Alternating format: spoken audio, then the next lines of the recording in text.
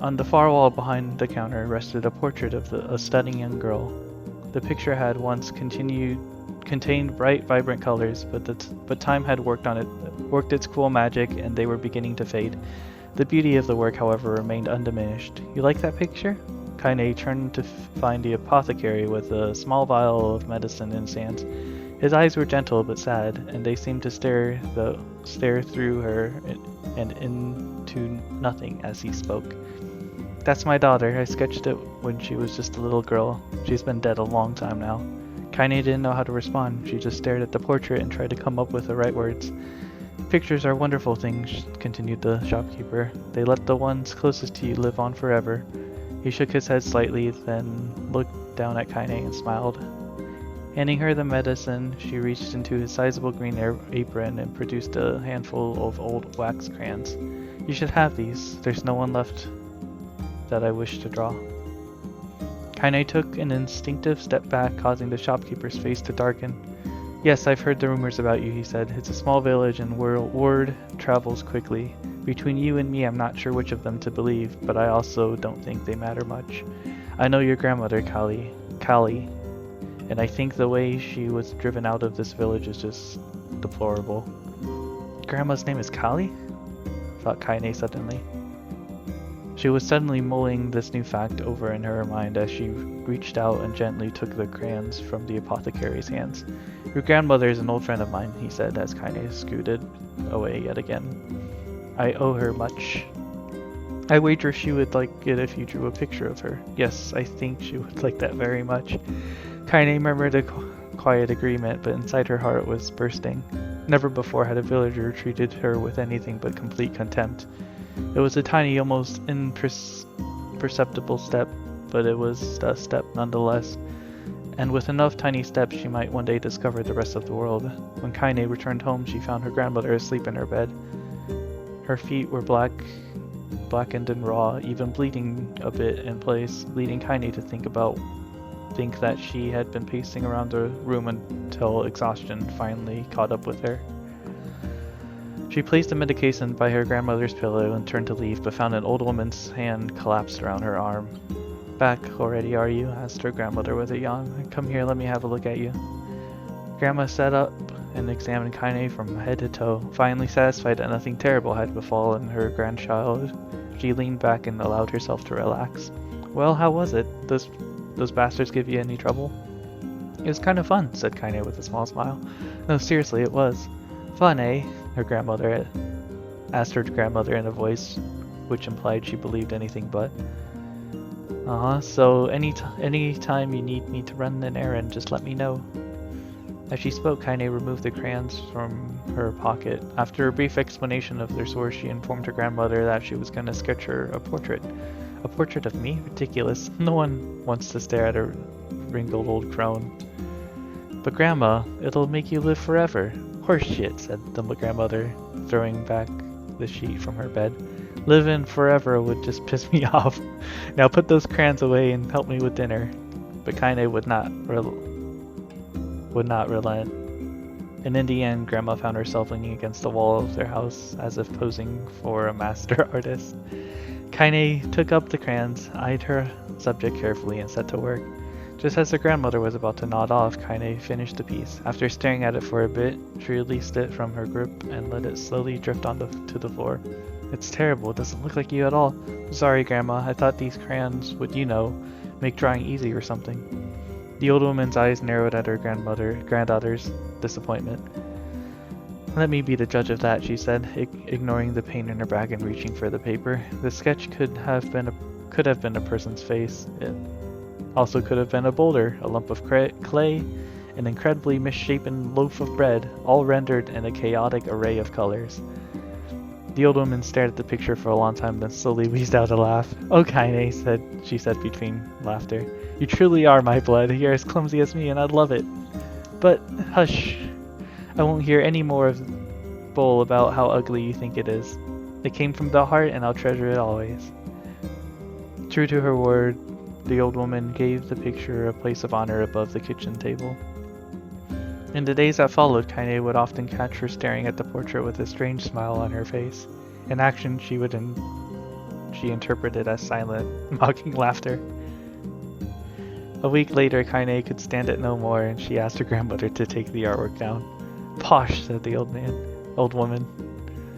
"I'll take this down when they roll me in my shroud." She pondered this for a bit, then turned to Kainé and dropped to one knee. "Listen to me, girl. Seeing this picture makes me happy in a way I've never felt before, and it makes me want to go on so that someday you can feel the same happiness." It was a moment that burned itself into Kainé's memory, a perfect blend of pride and joy that came together to form a lifelong remembrance. She swore to never forget this moment, to never forget the old woman who had made her place in the world possible. Time moves on, people and memories move in and out of a life like ghosts passing through a hall, but this moment will be different, Kainé swore, because I will remember it forever, forever.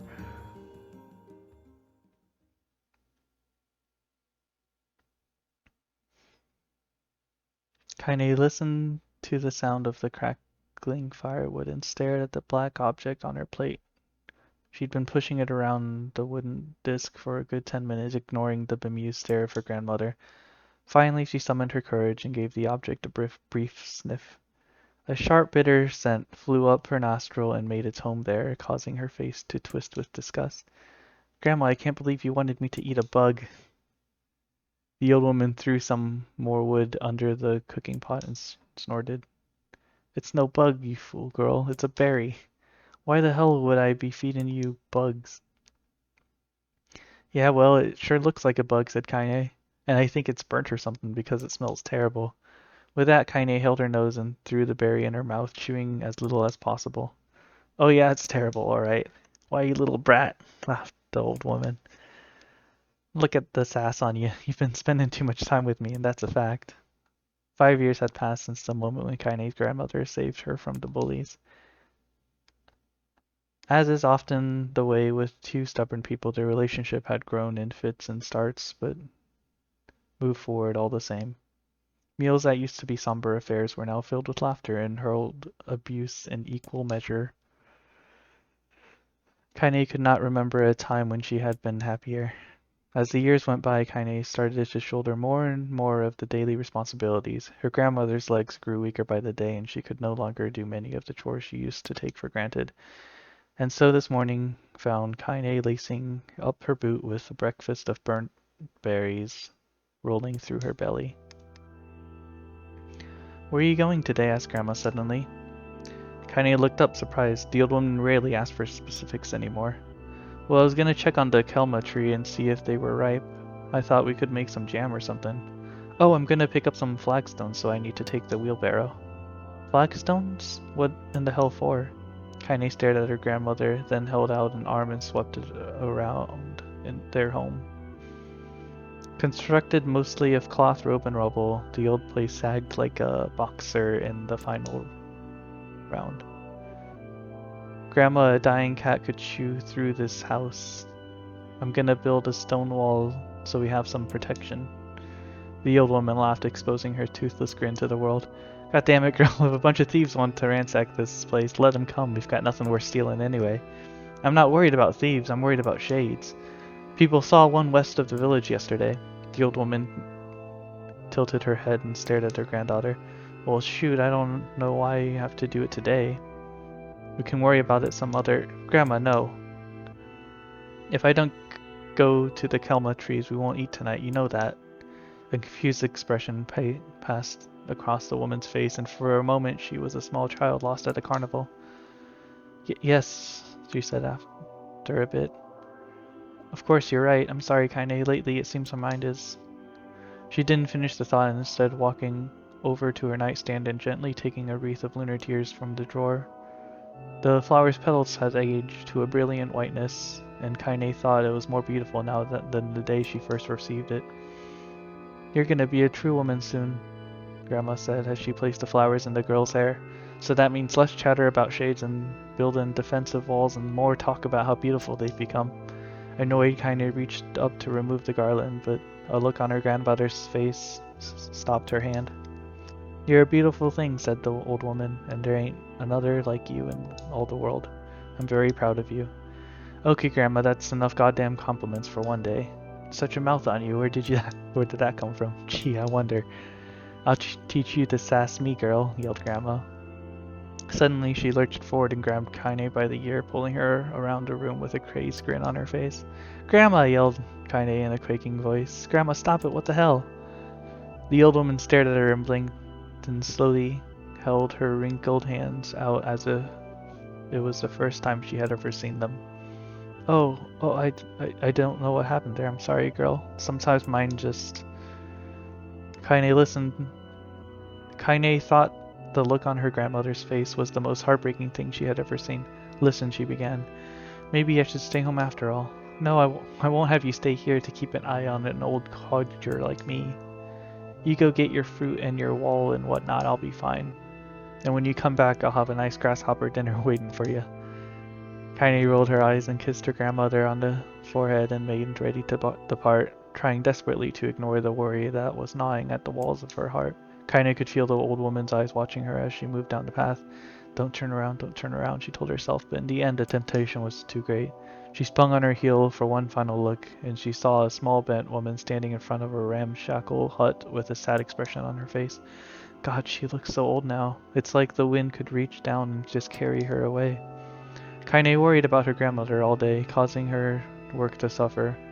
What little fruit she could collect was tossed carelessly into the wheelbarrow, and she only found a couple of stones before losing interest in the project.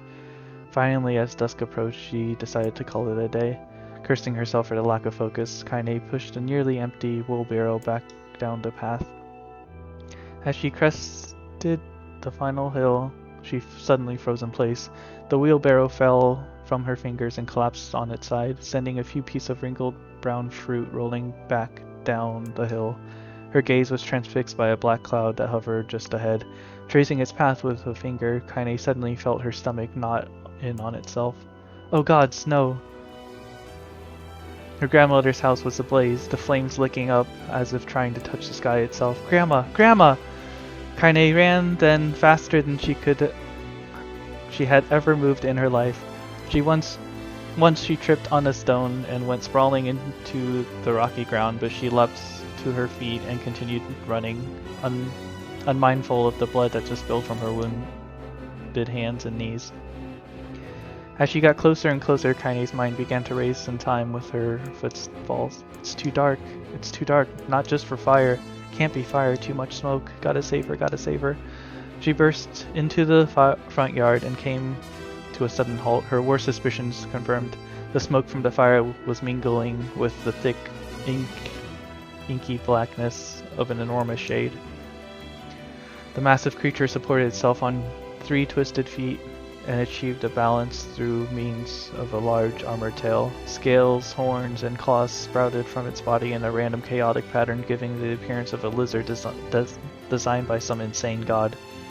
Seeing Kainé, it let out a roar and flicked its tail, sending small whirlwinds spinning around the yard.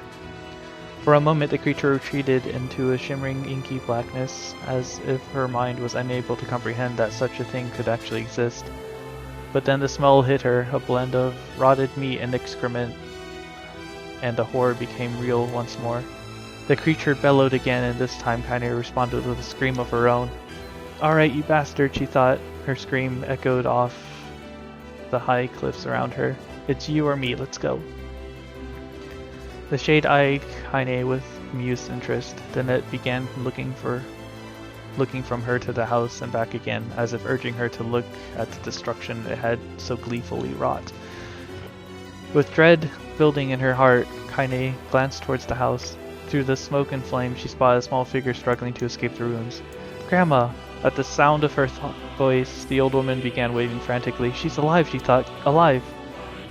Kainé's legs sprang to life as she raced across the yard toward the flaming wreckage of the house. Before she could advance more than a few steps, the shade opened its mouth and let out a roar powerful enough to uproot trees and send them flying. The blast sent Kainé tumbling through the air before smashing her against the rocky earth.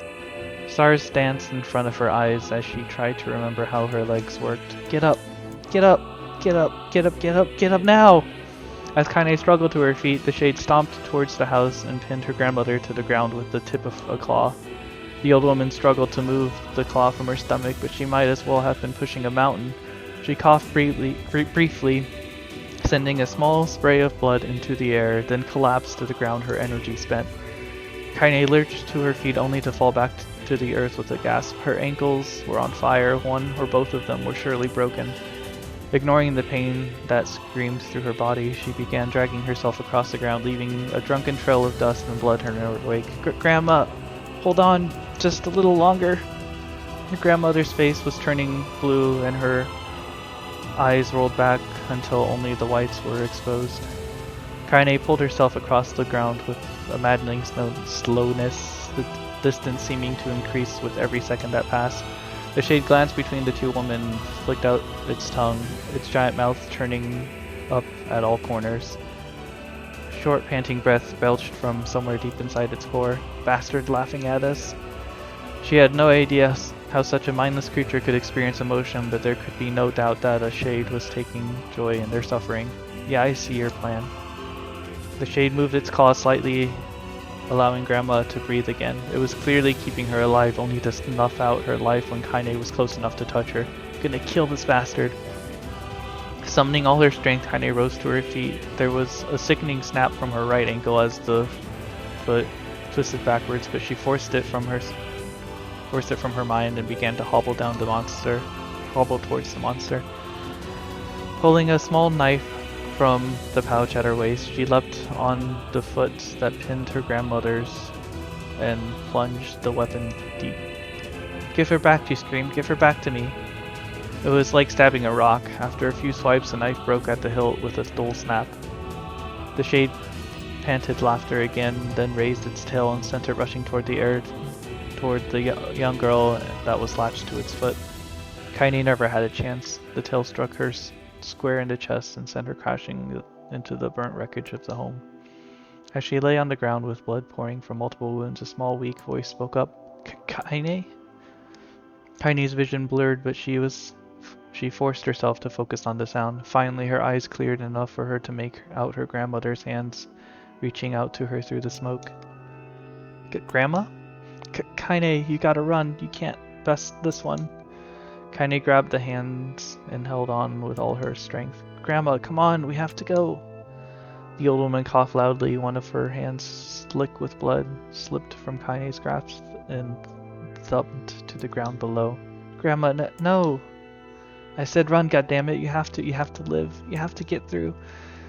The thought would stay forever unfinished. Before she could say another word, the Shade's clawed foot descended, smashing through the remains of the roof and down upon the shattered figure of the old woman. Blood oozed from the gaps in the creature's toes as the terrible putrid smell assaulted Kainé's nose once again. She stared at the foot, dumbfounded, convinced that what she was seeing could not possibly be real. When the creature finally lifted its appendages, all that remained underneath was a twisted, unrecognizable mass of rubble and red. Her grandmother was gone. Kainé blinked, trying to feel the hands which had been in hers just a moment before. For a fleeting instant, she could remember the warmth of that embrace, the trembling of the finger, but then the sensation drifted away on the breeze and it was gone. Memories flashed through Kainé's mind, one after the other, faster and faster until they became a meaningless jangle of noise. Kainé screamed in a thunderous sound that echoed off the cliffs and seemed to roll away forever. The Shade eased forward, black ichor pouring from its mouth, dissolving into smoke on the grounds below. The earth shook with every step as it crept towards its prey. Kainé's body slowly rose as if controlled by a mad puppeteer.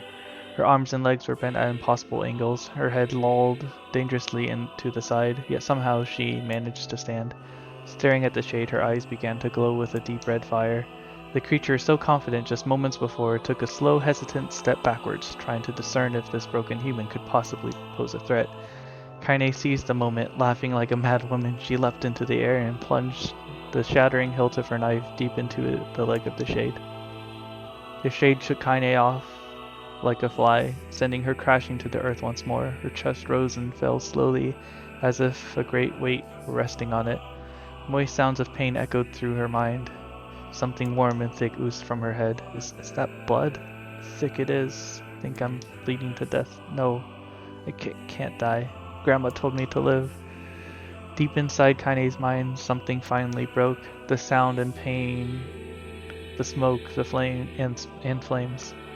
All of it faded away until all that remained was a single incantation repeated over and over again. Kill it, kill it, kill it, kill it, kill it, kill it, kill it, kill it, kill it, kill it, kill it, kill it, kill it, kill it, kill it now. As the spark that was Kainé slowly began to flicker and die, she felt her desire to kill and her despair to live blend into one. The distance between heartbeat grew stronger and stronger and stronger.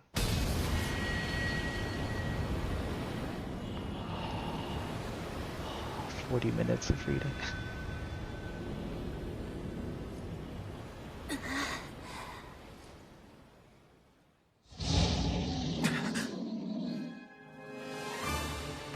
The beast approaches. Oh, I know.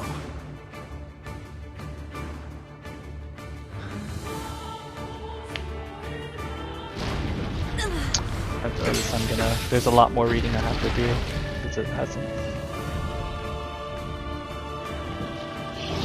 I'm remembering a lot of other chapters in this route.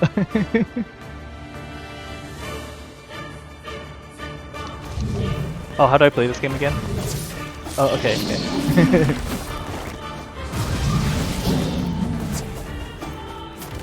What anger this creature must have. How did it even survive these past 5 years?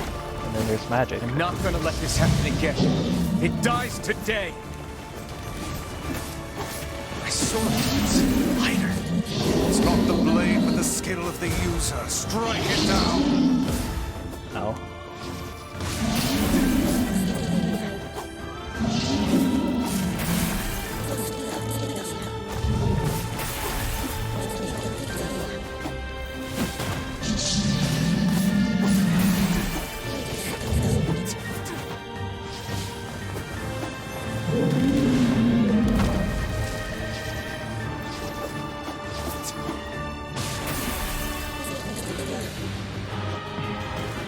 I've been playing too much Honkai Impact on controller that I got controls confused.